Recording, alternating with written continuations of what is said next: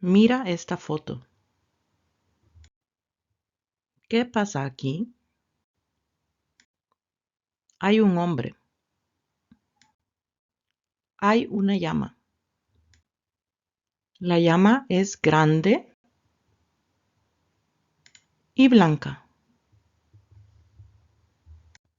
La llama está tranquila.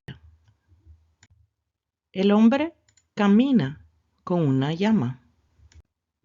La llama está al lado del hombre. Hay una calle. ¿Hay un parque? No, hay una calle. El hombre camina en la calle. El hombre no corre. El hombre camina. El hombre lleva una camisa. Hay edificios y un café.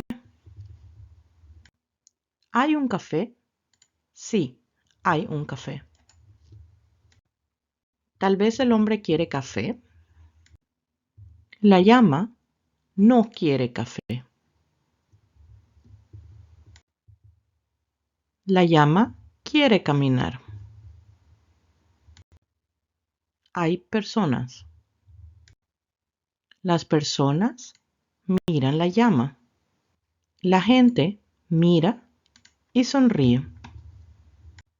La gente está curiosa. ¿Te gusta la llama?